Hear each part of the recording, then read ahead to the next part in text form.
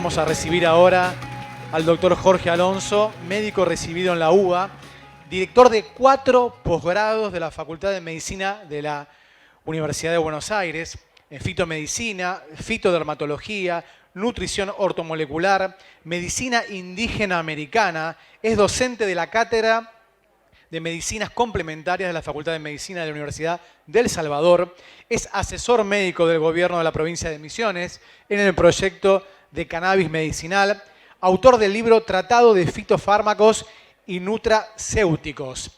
Y hoy nos va a hablar de un tema muy importante, que es hongos medicinales para la salud. Doctor Alonso, por favor, un fuerte aplauso. Muchas gracias.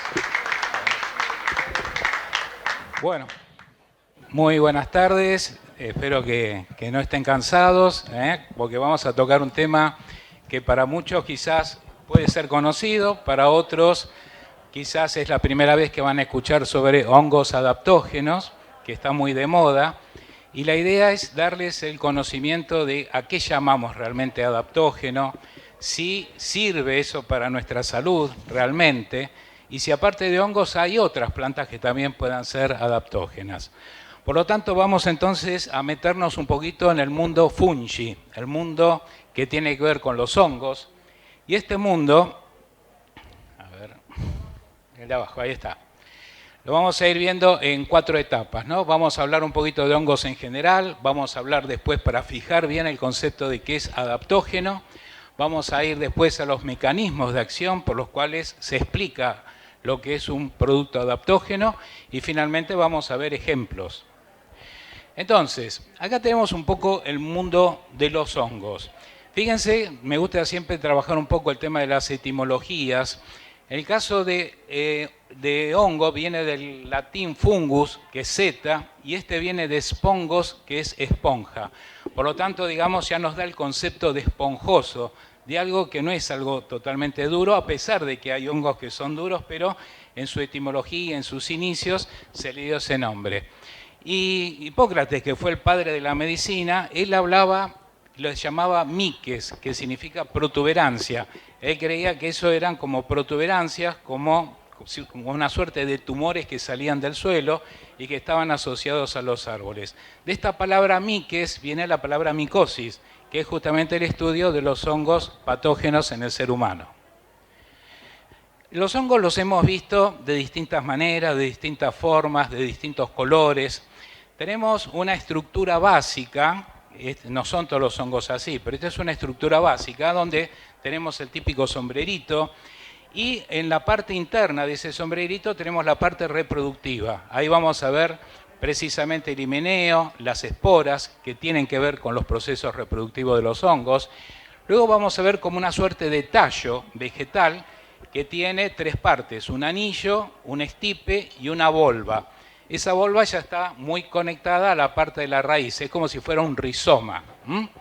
Ahora bien, la raíz del hongo se conoce con el nombre de micelio, que son como unos filamentos que cuando nosotros abrimos el hongo, y ahí vamos a la otra imagen, vamos a ver que el micelio en realidad es una continuación de todos esos filamentos que ya vienen en la estructura del hongo, conocidos como hifas. El micelio cumple una función muy importante porque permite, en muchos casos, conectarse con otras plantas. Esas raíces muchas veces conectan con raíces de otras especies y hacen intercambios. Por otro lado, los hongos participan muchísimo en los procesos de degradación de sustancias del suelo, lo cual es muy importante. Esta acción en muchos casos es fundamental para empezar a desestructurar, a degradar elementos patógenos del suelo, como ser, por ejemplo, pesticidas, como ser sustancias incluso hasta radioactivas, sustancias que, por ejemplo, restos de petróleo, y los hongos son importantes justamente para disgregar todo eso y hacer que el suelo sea fértil. Por lo tanto, este concepto de sanidad del suelo se conoce como bioremediación. Es una forma de remediar, de darle un remedio al suelo para que este suelo siga siendo óptimo y fértil. Bien, ¿cuántos hongos hay? es difícil a veces establecer un número. Sabemos muy bien que los hongos tienen una suerte de investigación desde dos puntos de vista. Uno botánico-agrícola y el otro estrictamente medicinal. Si vamos a contar los hongos que hay en el mundo, no hay una definición específica y certera. Son entre 3 y 4 millones, se calcula. De esos 3 o 4 millones, fíjense que casi el 4% ha sido estudiado nada más. Son 150.000, pero estudiados desde el punto de vista agrícola, botánico y un poco desde el punto de vista medicinal. Lo vamos a dividir a los hongos en dos grupos. Los más chiquititos, conocidos como ascomicetos, en los cuales vamos a encontrar las levaduras, los mohos, tienen capacidad fermentativa, por eso vamos a encontrar levaduras para levar, fermentar hasta el pan, la cerveza, etc. Y tenemos basiomicetos, que son los hongos un poco más campanita, como hemos visto, entre los cuales, digamos, vamos a ver que los cuerpos fructíferos, esa parte que nosotros vemos, es fundamental desde el punto de vista medicinal. Ahora bien, los hongos más chiquititos, los ascomicetos, fueron muy importantes para el desarrollo de muchos fármacos. Fíjense, por ejemplo, que de hongos que parasitaban los cultivos de centeno, conocido como Claviceps purpurea, era un hongo que parasitaba el centeno, que se usaba en la Edad Media como alimento o incluso para hacer panes. Mucha gente consumía este pan degradado y moría. Era la enfermedad producida por una serie de principios alcaloides que generaban prácticamente incluso gangrenas en las piernas, dolores terribles. Se llamaba el fuego de San Ignacio. La gente iba, se estaba muriendo, iba a la iglesia de San Ignacio a pedir por favor que San Ignacio lo cure. Pero empezaron a descubrir que el mal de San Ignacio en ese momento era producto de este honguito. Bueno, pero como decía Paracelso, de cada tóxico siempre podemos tener un remedio. Todo depende de la dosis. Nosotros a veces consumimos remedios que nos quieren curar, pero si nos pasamos de dosis son tóxicos. Entonces, fíjense que de este Claviceps purpurea surgieron el ácido lisérgico, que se usó, por ejemplo, durante muchísimos años en los círculos intelectuales, en psiquiatría. Luego, lamentablemente, pasó a otras esferas más adictivas, pero tuvo un inicio también medicinal. Tenemos la ergotamina, bromocriptina, ergonovina, ergocriptina, utilizados para cefaleas, para facilitar los partos y que no sangren, para enfermedad de Parkinson.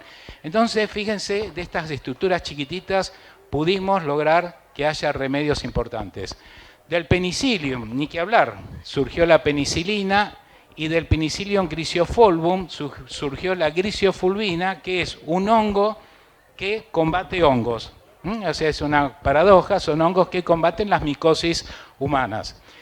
Ahí tenemos otro ejemplo, Eudemanciella mucida, de la cual sale la mucidina, que es también otro ingrediente de la industria farmacéutica para combatir hongos. Tenemos de Streptomyces, surgieron otros antibióticos también fundamentales. Después de la penicilina empezó la streptomicina, la anfotericina D, la nistatina, la nicomicina. Y por último, de los hongos que parasitan los cultivos de arroz, surgieron las famosas estatinas que se utilizan para el tema del colesterol. Entre ellos tenemos del Monascus purpureus y también del Aspergillus tertius. El Aspergillus ya para ahí no tanto parasita el arroz, lo hace más el Monascus, pero el Aspergillus tertius está en la tierra, como dice la palabra, tertius. Entonces, podemos decir que son grandes generadores de remedios para el hombre. Vamos a hablar un poquito de las levaduras, quizás de los hongos que a lo mejor más se han consustanciado en su consumo. Las levaduras favorecen el equilibrio de la flora intestinal, es decir, tienen una suerte de amistad desde el punto de vista con nuestro intestino, recordando siempre el intestino como un segundo cerebro, pero aparte nuestro intestino es un órgano muy importante en la generación de neurotransmisores y aparte en la generación de inmunidad. Mejoran por ello la inmunidad, se incluyen en las dietas de vacas para mejorar la calidad de la leche debido a que las vacas le dan antibióticos, le dan un montón de porquerías, entonces últimamente se está dando a las vacas este tema de levaduras. Descomponen las moléculas de los alimentos y las transforman hacia moléculas sencillas. Es decir, cada vez que nosotros incorporamos levadura en una sopa, en una ensalada, permite mejorar mucho la digestión porque hace una descomposición de los alimentos que nosotros vamos ingiriendo y los hace más fácilmente absorbibles. La levadura de cerveza es muy conocida por todos. La levadura de cerveza tenemos dos tipos básicamente. La clásica, que es Saccharomyces cerevisiae, cerevisiae de cerveza, y la otra, que es una variedad de la Cerevisiae, pero es la variedad 5926, que se conoce como Saccharomyces boulardii. Estas son las que se usan hoy en día, por ejemplo, en forma de comprimidos, en forma de polvos, que uno puede conseguir en las dietéticas. Este es el proceso por el cual se hace de pronto la cerveza, ¿no? Porque la levadura de cerveza, uno dice, bueno, ¿tiene que ver con la cerveza? Por supuesto que sí. Se genera entonces a partir de fermentos que extraen la glucosa, es decir, azúcares, que eso es fundamental para que haya una fermentación, y secundariamente aminoácidos. Se obtiene de la malta, que la malta es en realidad el almidón de cebada germinado. De esta forma vamos a obtener gases, vamos a obtener gas carbónico, y eso va a permitir luego el hallazgo, a través de unos 4 pasos, como vemos ahí, de lo que es la elaboración de una cerveza. En el fondo va a quedar un residuo que va a ser levadura fresca, que puede ser utilizada también con fines medicinales. Las indicaciones de la levadura de cerveza son estas, fundamentalmente. Excelente fuente de proteínas. Recordemos entonces, para el veganismo, vegetarianismo, es importante incorporar proteínas, y en este caso la levadura es un excelente ejemplo. Es rica en triptófano y lisina. Triptófano es precursor de serotonina. La lisina es muy importante para el aprendizaje, especialmente en los chicos. Esto es muy, pero muy importante tenerlo presente. Por eso en los chicos es interesante poder dar también levadura de cerveza, darles amaranto. El amaranto es, de los cereales, por así decirlo, es la fuente más importante también de lisina y de triptófano. Entonces, estos dos justamente aminoácidos son fundamentales para los aspectos cognitivos, el aprendizaje, que los chicos estén atentos. Fuente importante de complejo B, se da en el posparto, en la lactancia, es probiótico, contiene además glutatión, metionina, colina, selenio, gran hepatoprotector también, la levadura de cerveza. Por ahí está un escalón un poquito más abajo de otros hongos que vamos a ver. Y es rica fuente de cromo. El cromo se consideraba antes como un factor relacionado con la tolerancia a la insulina. Era el factor de tolerancia, viejo factor de tolerancia a la insulina, el cromo. Y el cromo hoy sabemos que es muy importante precisamente para los casos de diabetes.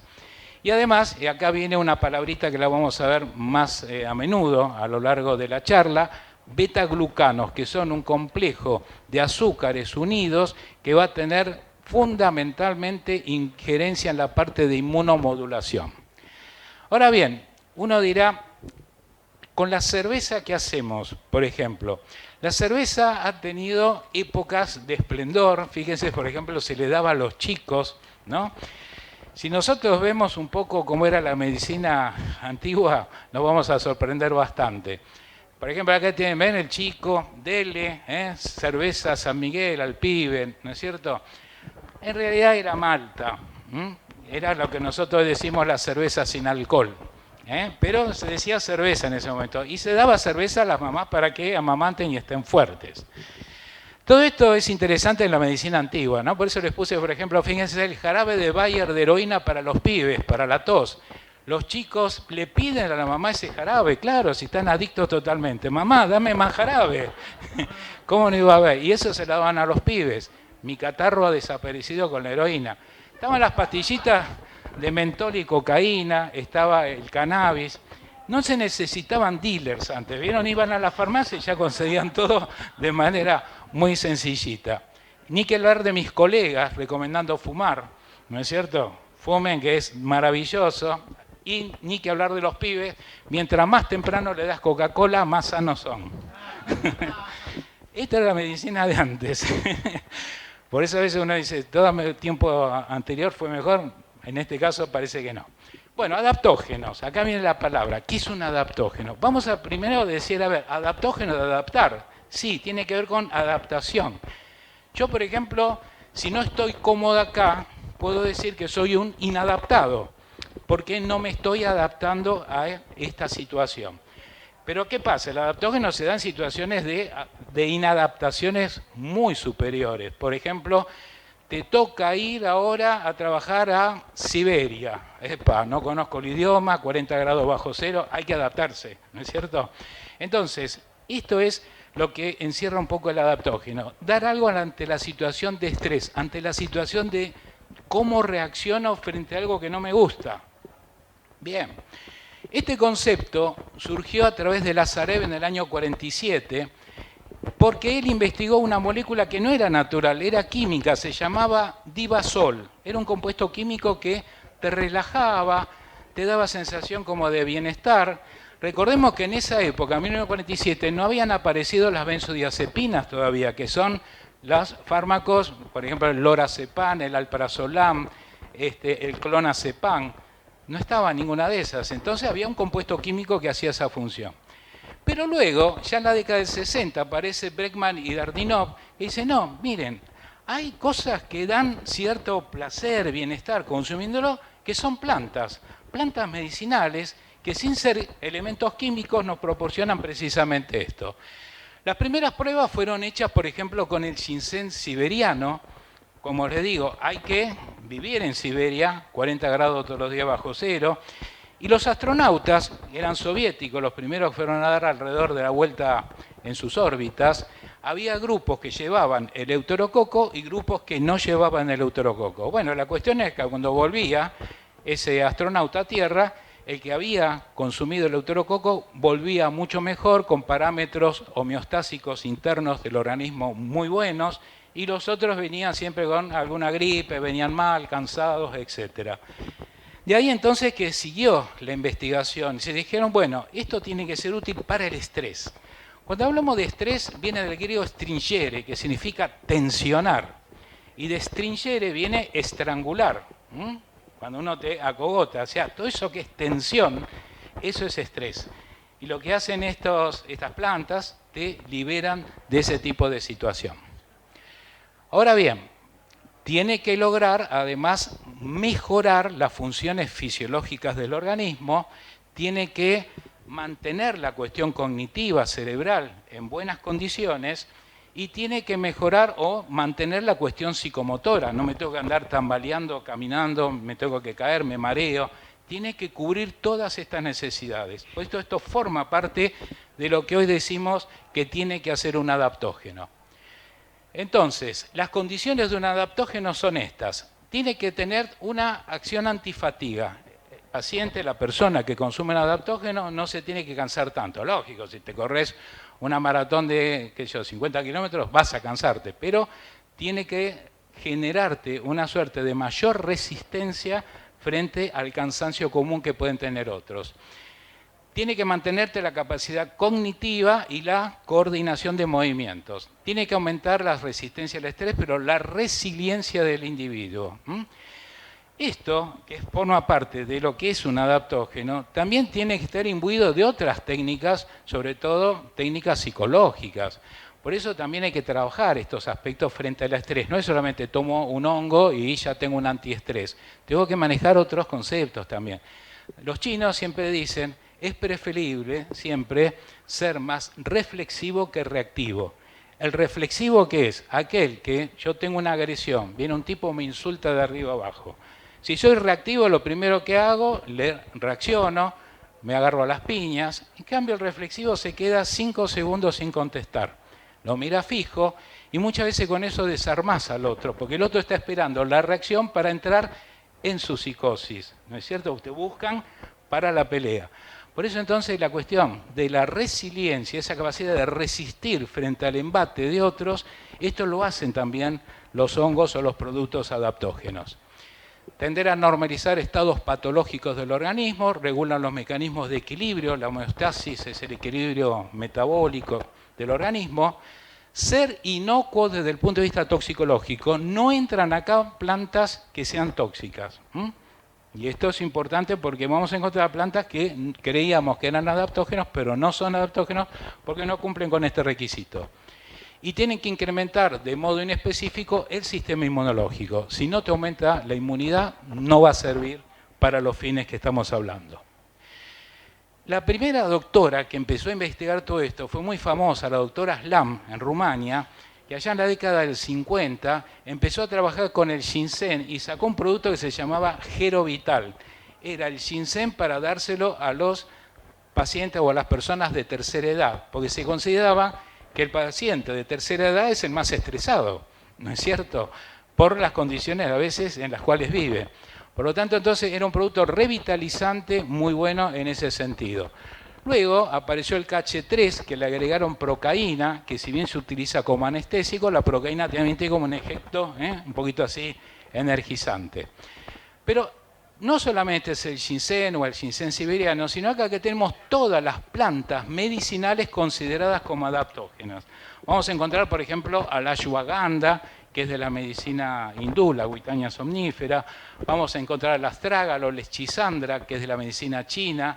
El Panax quinquefolius es del ginseng norteamericano, por ejemplo. La aralia, la equinacia, que la usan mucho también en Estados Unidos. De modo tal entonces que tenemos ya una suerte de plantas reconocidas con esta palabrita, ¿no? Plantas adaptógenas.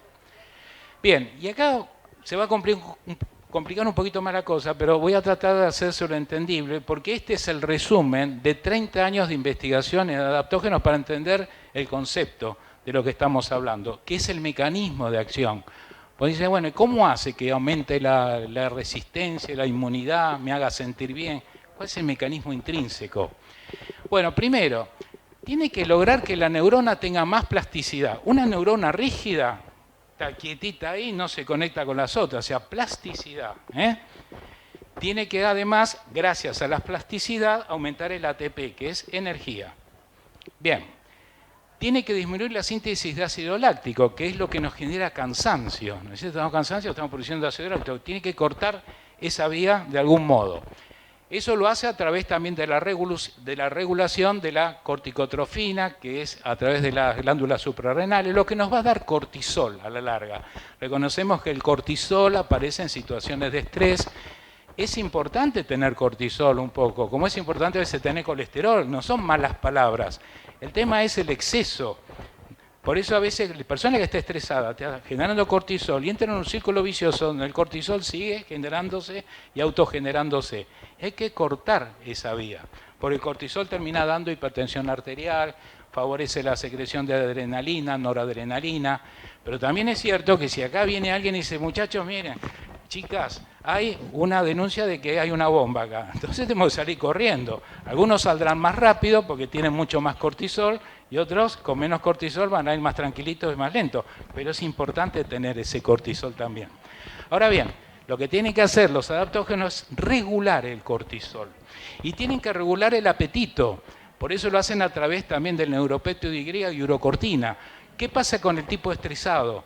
El tipo estresado se le corta el apetito, está flaco. No confundamos con el ansioso que come. El ansioso come, el estresado no come. Entonces tiene que modular los neurotransmisores que regulan el apetito, especialmente los que te cortan el apetito.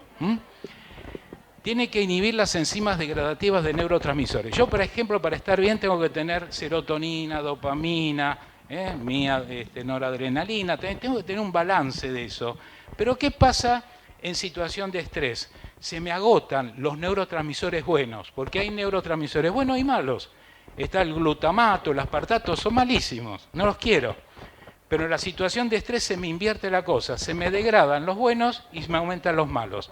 ¿Qué tiene que hacer el adaptógeno? Inhibir las enzimas que degradan a los buenos. Me las sacan sí, entonces quedan más tiempo los buenos, porque si no se degradan y me prevalecen los malos. Tiene que disminuir la producción de catecolamina en el corazón. Catecolamina es adrenalina, noradrenalina, me genera palpitaciones, hipertensión, el corazón está así. ¿Qué pasa con el estresado? Se le salta el corazón.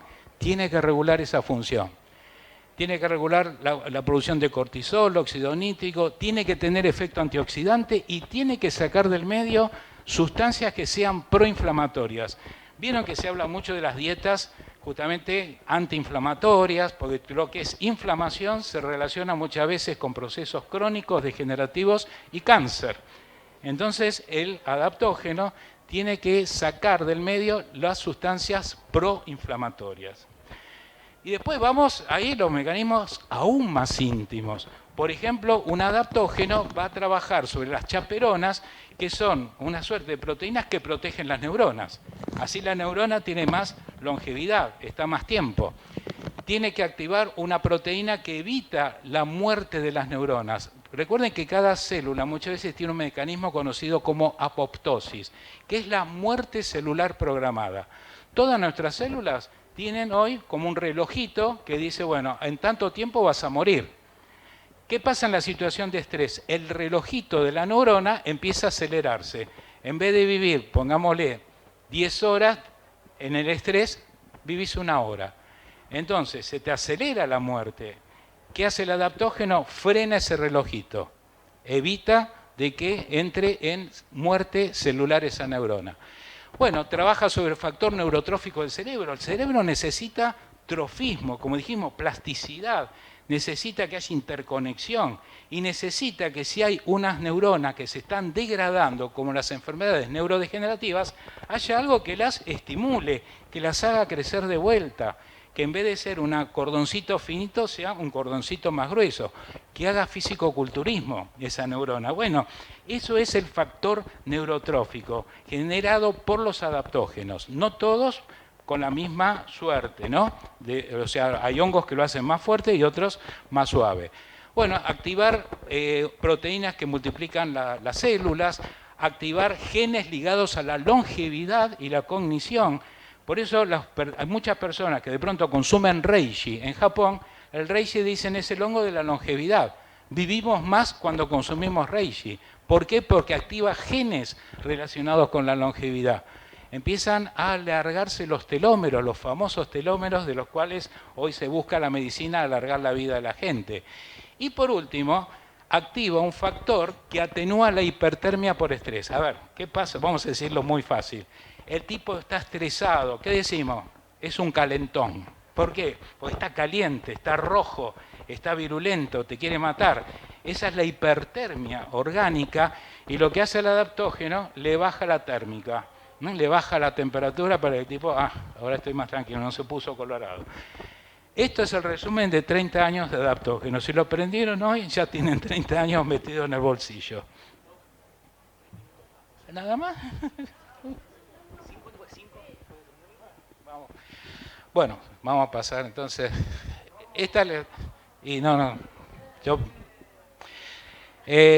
Los beta-glucanos. Los beta-glucanos son, quizás ustedes me dicen, ¿cuál es la estructura del hongo que combate esto? Tienen que tener beta-glucanos, son estas estructuras azucaradas. El organismo tiene un receptor para nuestros beta-glucanos. Fíjense, nosotros consumimos un hongo con beta-glucano y ya tenemos un receptor. Quiere decir que tenemos una llave que ingresa y una cerradura que toma ese mecanismo. Cuando ese mecanismo se activa también la respuesta del organismo para atacar virus, bacterias y parásitos, elementos que infectan el organismo. Por eso los hongos adaptógenos tienen la función de ser antibióticos sin ser estructura antibiótica. Entonces, tenemos realmente un elemento fundamental para mejorar nuestras defensas. Tiene además mecanismos antialérgicos, por ejemplo, reduce notablemente las secreciones que salen en la nariz, la agüita, la rinitis. Los hongos combaten esa situación también. Y algo muy importante también, trabajan sobre mecanismos antitumorales de manera específica. O sea, tienen mecanismos reconocidos para trabajar sobre tumores. No es que consumo un hongo y ya combate una leucemia, un cáncer de colon, pero ayuda, porque el organismo, cuando tenemos un tumor, no se queda de brazos cruzados mirando cómo un tumor nos va invadiendo y nos mata. Sale a defenderse. A veces, si tenemos la defensa muy baja, no alcanza. Por eso, el consumo de hongos hace un esfuerzo para mejorar ese sistema. De ahí que muchos de estos hongos que estamos mencionando forman parte de los tratamientos convencionales del cáncer de manera coadyuvante a la quimioterapia convencional. Entonces tenemos una quimioterapia donde el paciente recibe lo que recibe, pero a su vez, asociado con hongos, viven mucho más tiempo, no se les cae tanto el pelo, no se les caen los glóbulos rojos, etc. La FDA los considera que son... Bueno, bárbaro, está bien. Bárbaro. Bien, reconocidos por la FDA, que esto es muy importante también, como elementos no tóxicos. De ahí vuelvo a que no toda planta que por ahí anda dando vuelta, o no todo hongo que anda dando vuelta, se lo considera adaptógeno, porque tienen toxicidad. No tiene que tener toxicidad. Bien, vean que se venden, por ejemplo, en Estados Unidos, en muchos shops, se venden los beta-glucanos directamente, que se extraen de hongos y se venden en cápsulas, como elemento adaptógeno. Bien, ¿cuáles son los hongos entonces? Ustedes dirán, bueno, díganme los hongos, ¿cuáles son? Quiero saber. Bien, vamos a empezar con los japoneses, shiitake, maitake, reishi.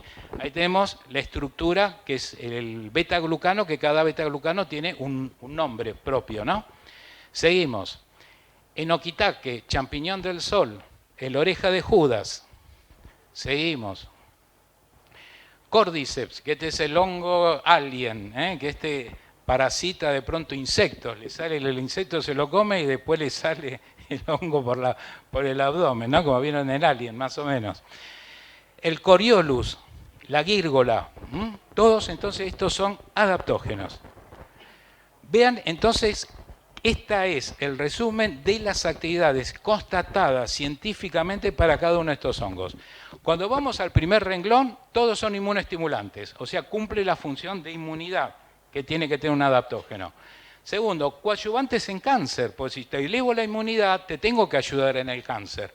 Y cada hongo fue estudiado en distintos tipos de cáncer. Por ejemplo, shiitake, cánceres digestivos, pulmón y mama. Bien, ya tenemos un perfil para ayudar a un paciente que está recibiendo quimio en base a esas enfermedades. El maitake en hígado, pulmón, próstata, laringe. El reishi en cáncer de pulmón. Tienen que tener actividad hepatoprotectora. Fíjense que tienen actividad hepatoprotectora, ahí también tenemos, allá también tenemos. Y luego tienen que trabajar en el metabolismo. Te tiene que bajar un poco la glucemia, te tiene que bajar un poco los lípidos que están elevados. Eso tiene que ver con la homeostasis, con el control de que el organismo está trabajando bien, que está trabajando sin ningún tipo de problema. Y luego, cada honguito va a tener un perfil de pronto en una actividad que a lo mejor no lo tienen otros. Por ejemplo, maitake es excelente en síndrome de ovario poliquístico. Lo estamos dando con muy buenos resultados realmente. El shiitake es uno de los mejores desfatigantes para el que tenga que hacer actividad física, etc. Acá tenemos más, enokitake también, fíjese, inmunoestimulante. Los que consumen enokitake tienen menores tasas de muertes de enfermedades de cáncer. Eso está comprobado estadísticamente. Bueno, fíjense, cada uno tiene como su perfil, ¿no es cierto? Por razones de tiempo no vamos a detenernos mucho, pero por ejemplo, oreja de Judas, nefroprotector, es importante para el paciente que está en diálisis, poderle dar un nefroprotector también. Cordyceps, inmunoestimulante. En insuficiencia renal, acá tenemos, en trasplantados renales, sirve muy bien el Cordyceps para ayudar en esas circunstancias. Se lo conoce como antienvejecimiento, hepatoprotector, coadyuvante en HIV, en paciente con SIDA. Ojo, todo esto que estoy diciendo, comprobado a través de ensayo clínico, ensayos clínicos, validados científicamente. Ahora vamos a ver, los podés comer y los podés consumir de otra manera. Vamos a ver la diferencia. Bueno, abordaje del HPV, este es fundamental, que está tan de moda el tema del HPV. El Coriolus tiene gran cantidad de ensayos clínicos en HPV, erradicándolo, con lo cual a veces evita a la mujer el tema de la cirugía en esos casos. La gírgola, hipoglucemiante, hipolipemiante en síndrome metabólico. Bueno, en fin, la parte culinaria, los hongos japoneses están muy reconocidos desde el punto de vista culinario. De todas las variedades, las 4.000 que hay en Japón, 100 son comestibles. No que todos se comen, sino 100 son comestibles. Se pueden hornear, asar, saltear, usar en salsas, etc. Y estos son los más conocidos, los vamos a ver a continuación, que los tenemos en platos directamente, se comen.